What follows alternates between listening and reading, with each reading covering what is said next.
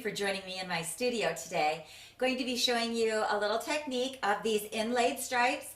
Can be used for lots of different applications, ribbons and bows, nautical looks, all kinds of things. So we're going to be changing the camera around in a few different positions so you can get a better look. Let's get started and have some fun and learn some new techniques. Okay, we're going to begin with showing you a few different ways to achieve these thin stripes that I've done here on the topper. And when I say thin, I'm thinking about 1/4 of an inch in width is an ideal width for these tiny little pretty stripes. First off, I wanted to show you, because I've had several of you really ask how I achieve these domed toppers. This is my little secret on those. They are just these little Christmas bulbs that you get. They're plastic. These happen to be, I believe they are 4 inch. These are 4 inch. Balls. You can get them at the holidays at places like Hobby Lobby, Michael's, even Walmart, in the craft area or Christmas area, or obviously Amazon carries them all the time. They're just these plastic fit together balls, and they work great for getting the domed effect on your little toppers, which I personally really like. On most of my toppers, I do the domed effect on them. So that covers that. Hopefully. Okay, the thin stripes can be achieved simply by cutting them by hand. Of course, this quilting ruler, clear quilting ruler, is a perfect tool. I use it tons. So you can just hand cut them.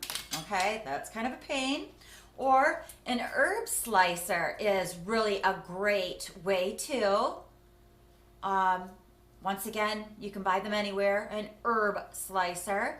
These are like the perfect width. And just to give you kind of a universal idea, about the width of fettuccine is a good width for your stripes. As well, we have the KitchenAid attachment, also wonderful, great. But my all-time favorite, and if you don't have one, golly, save up your pennies and get one. They're not terribly expensive. I think they're less than like 120, I think. I got this one on Amazon. It's the Roma electric pasta cutter by Weston. It is awesome. I use it almost on every single project for flowers, for the stripes, all kinds of things. So if you don't have one of these, I really suggest getting one. It's awesome. Nothing short of awesome. It's like a mini sheeter. I don't have a sheeter yet. Boy, oh boy, one day I will get one. And I will be so happy. Okay, simply grab some fondant. This is your stripes fondant that you're going to be rolling out right now. Like I said, I'm going to be using, my favorite is the electric pasta machine. And you begin, of course, on a 1 setting to roll out your stuff, but I roll it out to a 3 setting.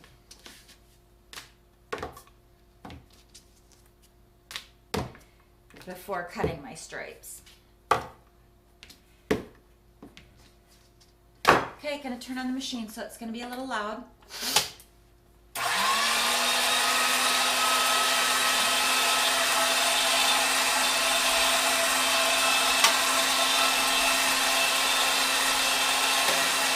Gonna grab the inverted cookie sheet with a piece of parchment on it.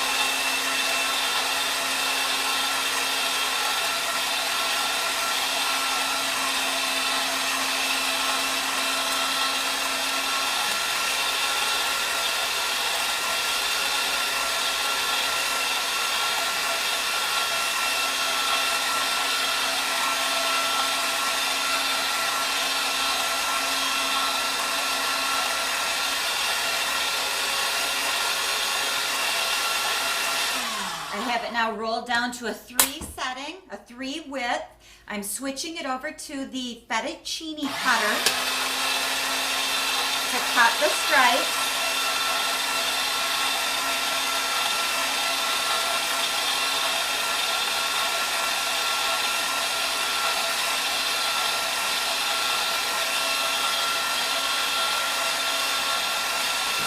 Lay it directly on the inverted cookie sheet.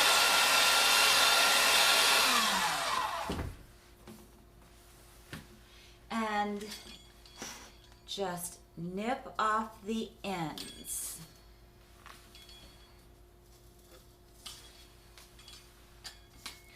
Really only want to keep your perfect stripes. And they'll be a little stuck together where you just cut them. So just kind of work quickly to gently unstick them. Take your ruler or straight edge, separate them.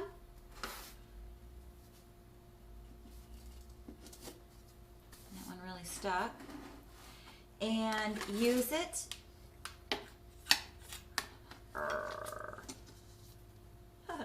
Okay.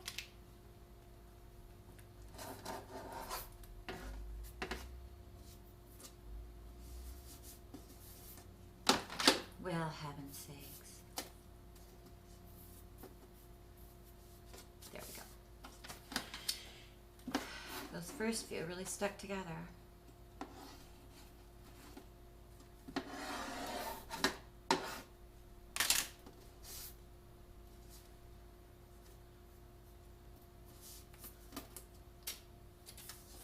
Just separate your strips. Get a little space in between them.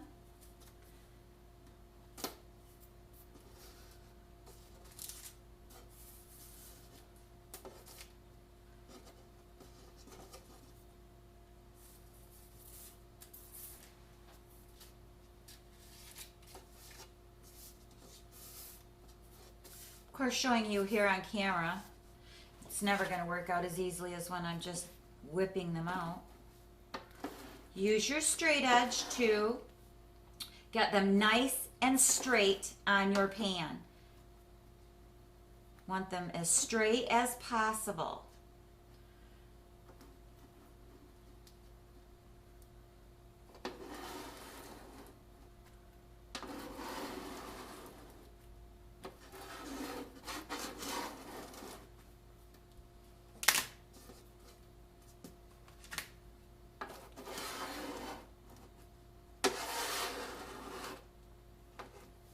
You'll only need probably 6 or 8 of them if you're doing a topper. If you're doing a bow or something, you're gonna have to measure out how the width of your bow, and I like to space them about the same width, if you're going for the pretty little striped look, the same width as the stripe itself. So you can eyeball that. You don't have to measure it out and stuff. It's not anything you have to be that accurate about. Now you're going to take these stripes, once you have them nice and straight, and you're gonna pop them into the freezer for about 20 minutes. And hold on just a second, and I'll be right back, and we'll get the ones that I have in the freezer. Okay, I've already rolled out the fondant here, and I've rolled it out to approximately between 1/8 of an inch and 1/4 of an inch. You are not going to really make it any thinner by the process or technique that we're going to be doing. So you're going to want it about as thick as you are going to want your final project. So if you're making toppers, between 1/8 and 1/4 inch, maybe closer to 1/8 of an inch. If you're doing a ribbon, you're going to want it probably between 1/16 and 1/8 of an inch. Is far thinner. But we're doing toppers. So let me peel off the mat. I'm going to place it over here. I have gotten our stripes out of the freezer, and they're quite firm. And while they're firm, they are going to maintain their straightness really nicely, as well as placing them in the freezer gave them a little bit of condensation. So they'll really kind of just make their own adhesive. So you don't need an adhesive for the inlay because that would just make a mess. Lay them out the width of your project.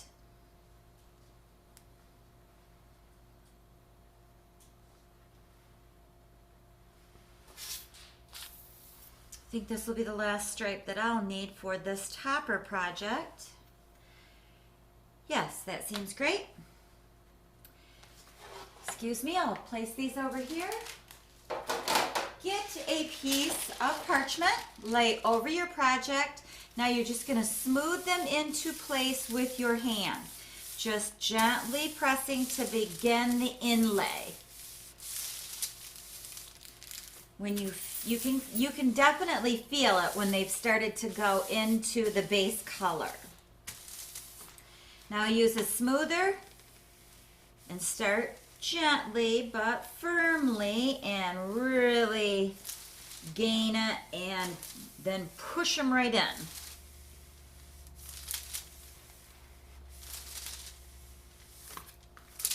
You can feel it with your hand. They're certainly smooth and inlaid into the project.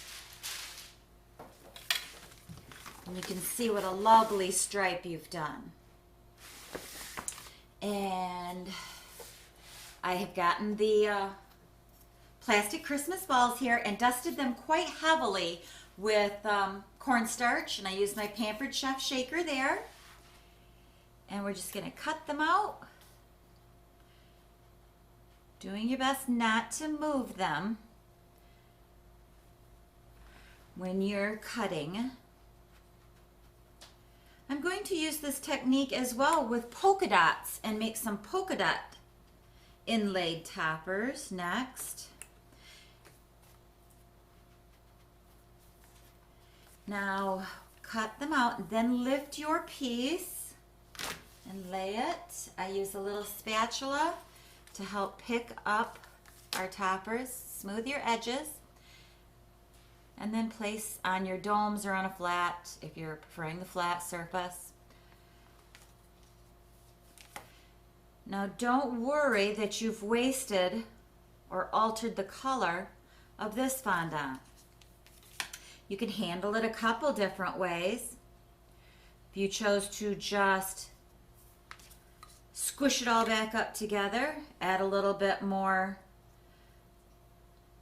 of the colors to achieve your base color, that's a possibility.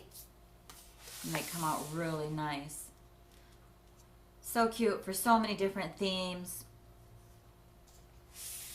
But if, and this is how I prefer to do it, you can pull them apart and pick off that stripe color.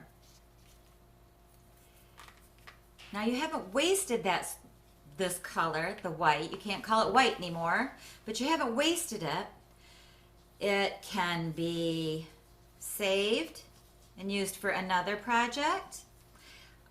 You can always add black dye to it and make a black fondant. Any colors will always equal black. If you have scraps of a few different projects that are still fresh to use, you can always squish them together and add black dye and have a great black fondant. So don't think that you've wasted any of that. So that's the inlaid stripe technique. I hope you had fun. I hope you learned something. And I hope you join me again real soon. See you next time. Thanks.